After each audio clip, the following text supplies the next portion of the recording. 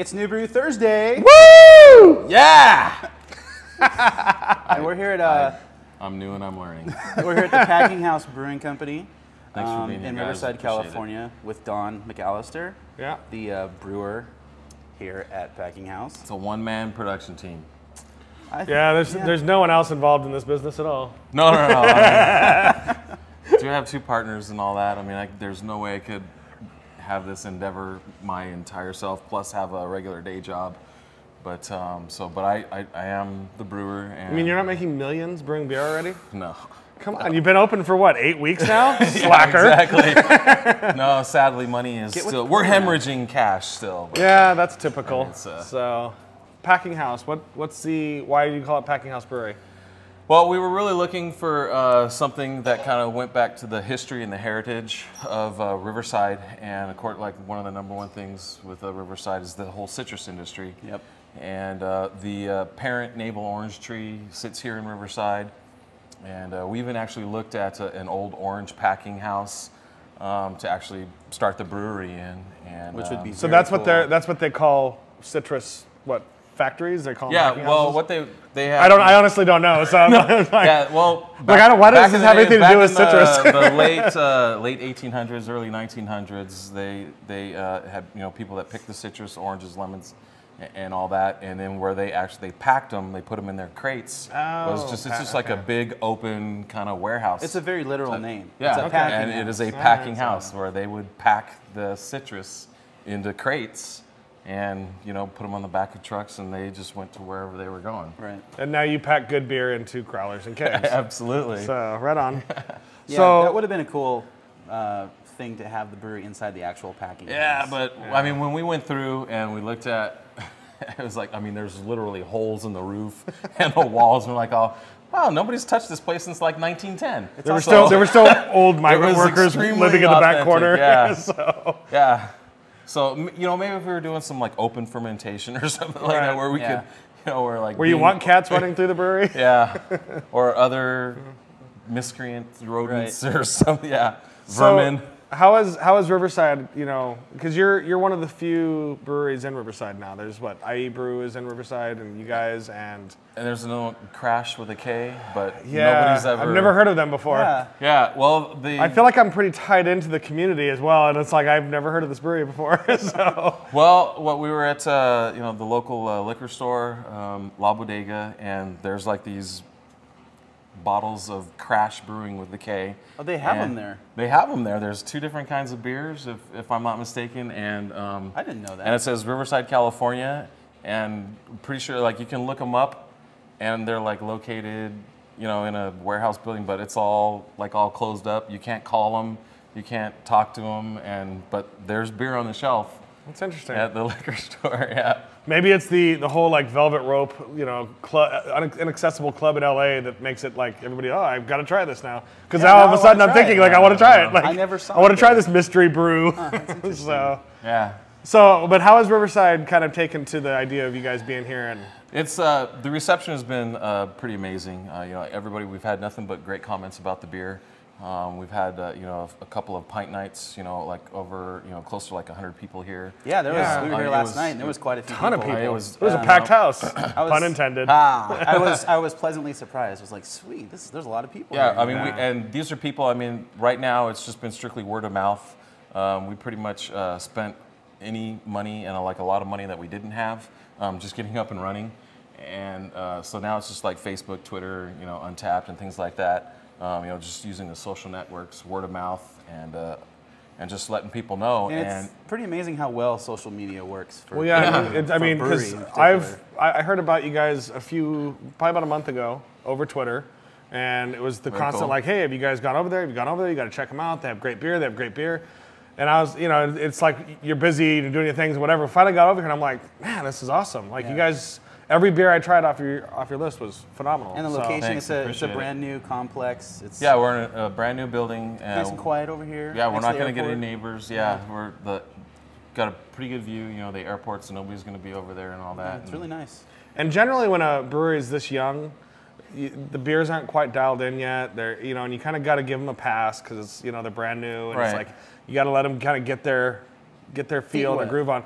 But you have some experience previous to this anyway, right? So you're kind of coming into this. You're not brewing for 8 weeks. No, no.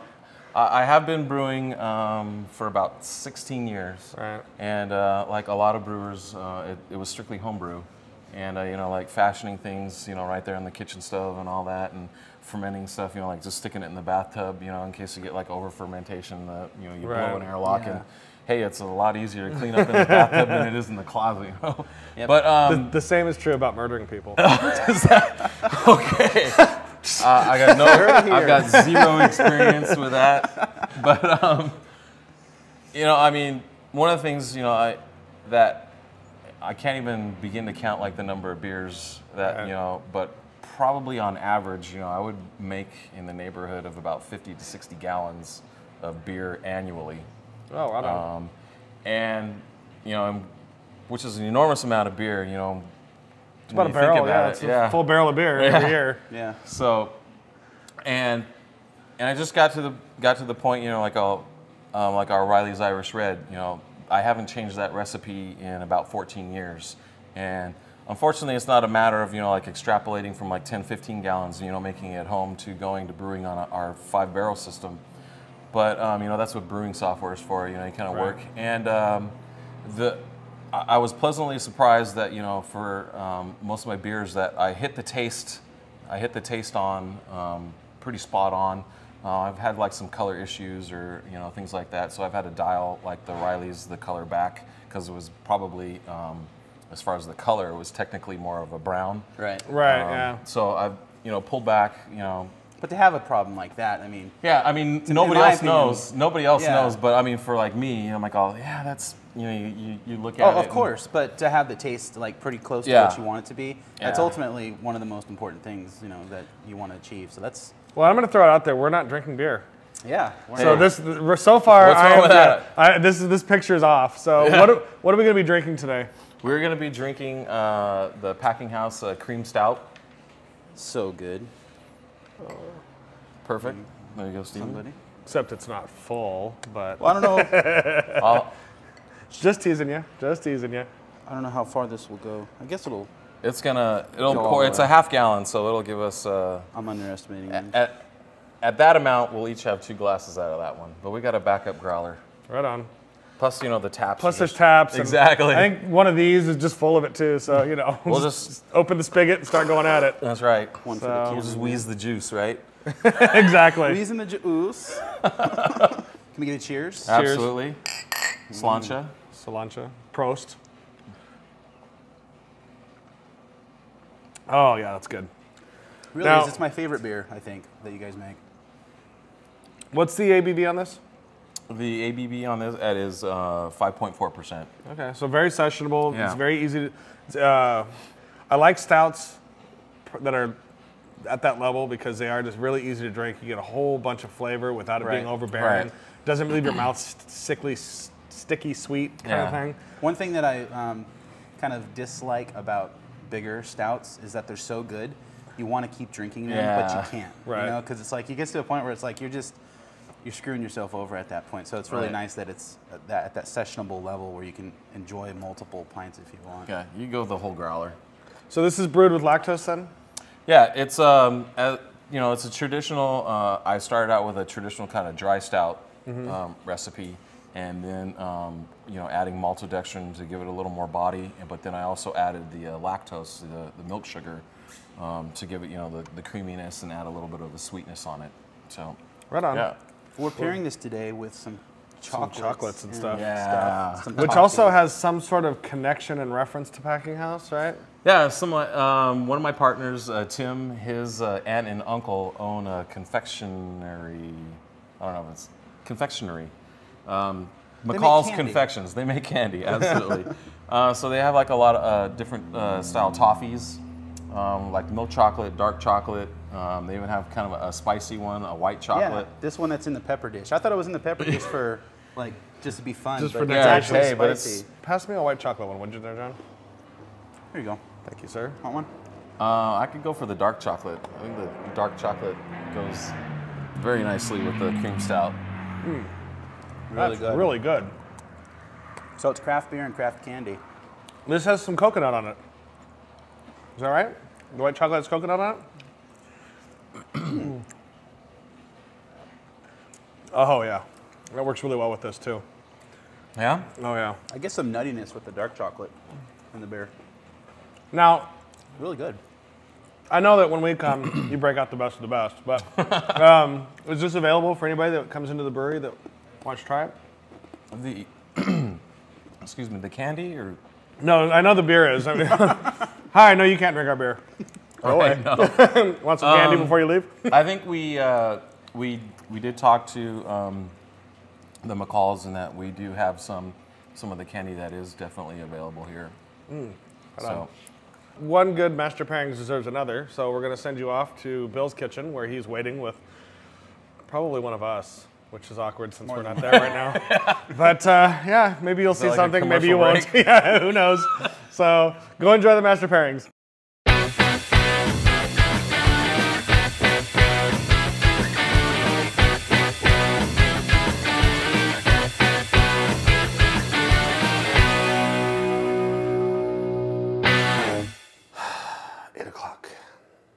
Master Pairings, 8 o'clock in the morning. Bill's not here. Awesome. I'm gonna have some freaking cereal. Cereal bowls. Yay! All right, cereal. If I was cereal, where would I be hiding? Let's try up here. When? Oh, Cinnamon Toast Crunch. Classy, Bill.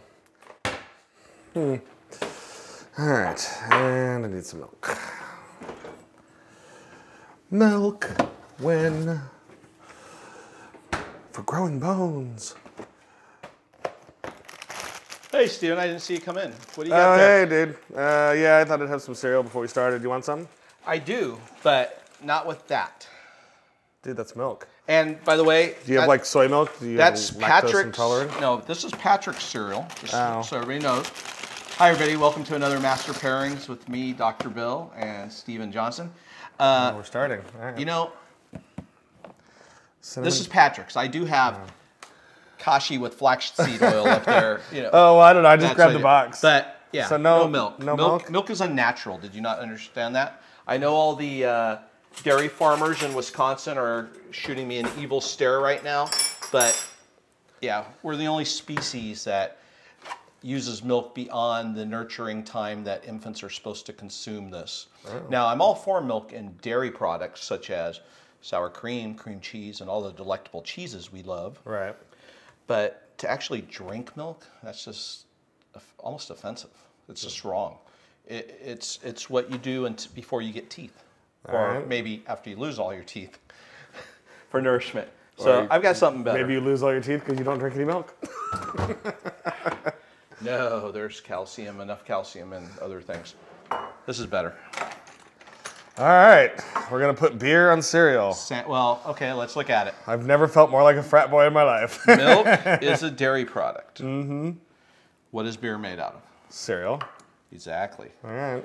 This one, a couple cereals, as a matter of fact, has barley and oatmeal in it. Oatmeal will give it a silky texture. This is actually Samuel Smith's, one of my favorite English breweries. It's their Tadcaster Oatmeal Stout. It's a 5% oatmeal stout. Oatmeal stouts are primarily still barley, but they have oatmeal in them, which adds a nice silky texture. Now, if I knew you wanted beer with your cereal today, I would have actually gotten a great milk stout.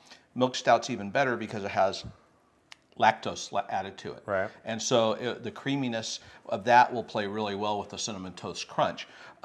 Actually, there were commercials in England many decades back where nursing mothers and expectant mothers were recommended to have a glass of milk stout every day during their pregnancy and their nursing period. So, wow. I'm going to let you have the full one. Yeah, kind of. I get a little overboard Here with we my go. cereal. Look. There we go. And I guess. So do we cheers our bowls now, or how does that work? Of course not, sir. Here we go. All right. I do love this beer, so I want to just drink a little bit before we start. Of course. Don't we always do that when we're doing a Master Pairings? Yeah, generally we cheers though first, so cheers. But you drank? I did. I'm an ass. So Cheers, everyone. cheers. Mild. Love this beer. Just really soft, nice, easy drinking. Yeah. Tasty. Nice roasted characteristics. Silky mouthfeel from the oatmeal. Really good. Low alcohol, so it's not like a big stout like, Something you can have for breakfast, apparently. Well, let's find out.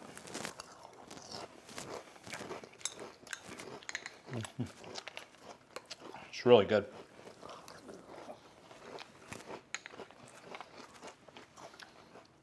It's definitely different. I've never...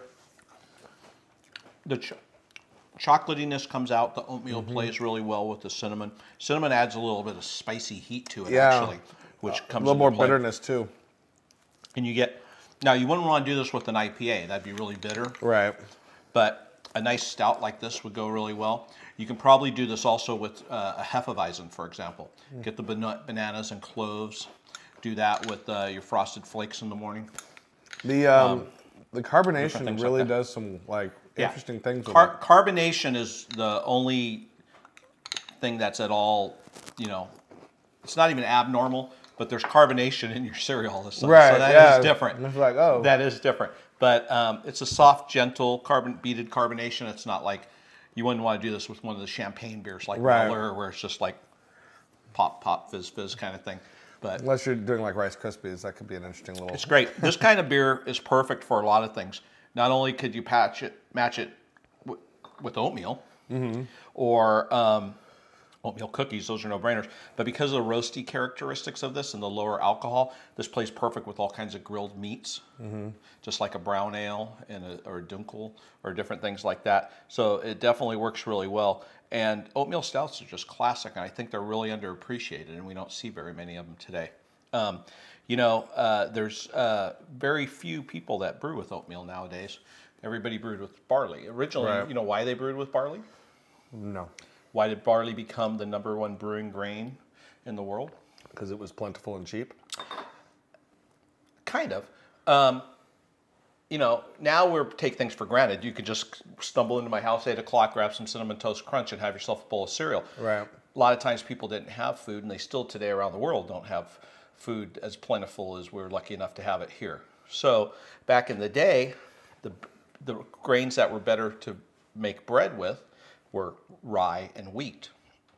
So historically, city-states and Brewers Guild during the Dark Ages, or the Middle Ages more, they would do, they had rules where they'd say you could brew with barley, but not with wheat and rye, because those needed to be for food, so there wouldn't be a food shortage because we're drinking all the wheat and rye in our beer. Exactly. So they used barley. Barley bread, by the way, is kind of rough.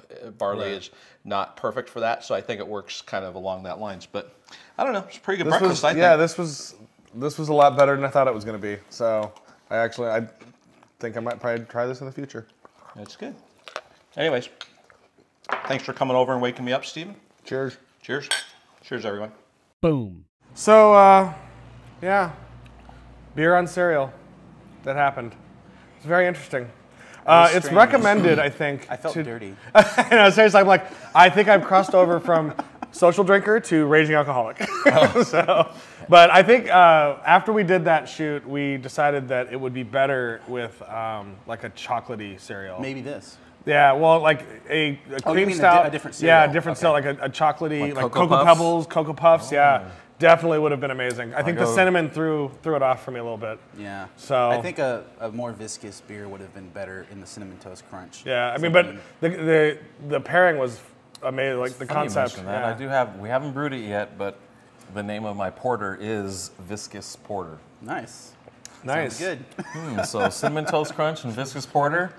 It'll throw a nice little spiciness up on the end. Yeah, Don, thank you very much for having us in here. This was a lot of fun. Yeah, you guys have an awesome thing. I see big things for you in the future.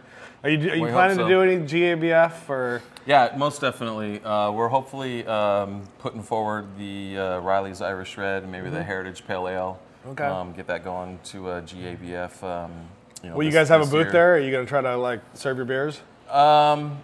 If we can. We gotta represent Riverside in Colorado, right, exactly. Come on. Obviously GABF is a big deal, and we'd have to work on the logistics of it and everything and all that. But unfortunately, Tim, Sam, and I, we haven't quit our day jobs yet. You know, we know the feeling. Yeah.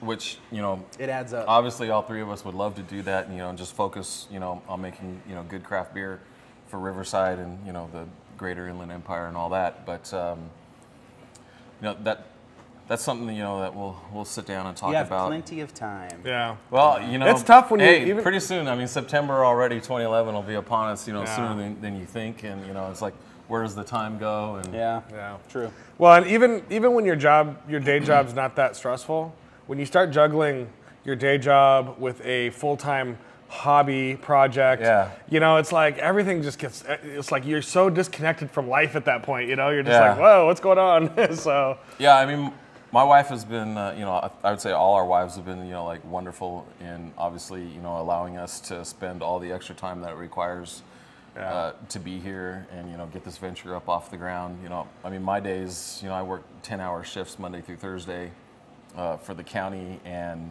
you know, I'll go home, have dinner with the wife and kids, you know, put them to bed, talk to, you know, my wife for, you know, like 10, 15 minutes. I'm like, I got to go to the brewery. She's like, oh, well, I'll see you tomorrow, you know. And then, but thankfully, you know, one of the key things is I have had Fridays off. So that's, you know, pretty much I get here. It kind of works out, yeah. Yeah, I mean, we were furloughed, and then they closed county offices on Fridays. So you took lemons and turned it into beer. Yeah. So, but thankfully not a lemon beer, because that would be gross. You got my point. Lemons and lemonade kind of thing. Yeah. So I mean, you know, I'll get here, you know, like Thursday nights after, you know, working, and then you know, do cleaning, and then Fridays are brew days or whatever, you know, cleaning kegs, filling kegs, and, you know, it's just, hey, whatever needs to be done. Yeah. We just kind of. We're really lucky. Well, thanks again, and we look forward to great things from you guys, and your beer's great. And if you're in the Riverside area or even close, it's worth the drive. Come out and check it out. When are your tasting hours open? Tasting room hours are Tuesday, Wednesday, Thursday, 1 to 6. Friday we're open 1 to 8. Saturday 1 to 7, and Sundays 1 to 5. Wow. So plenty of opportunities. Get out here, try some great beer. And until then, stay safe and drink beer. Cheers.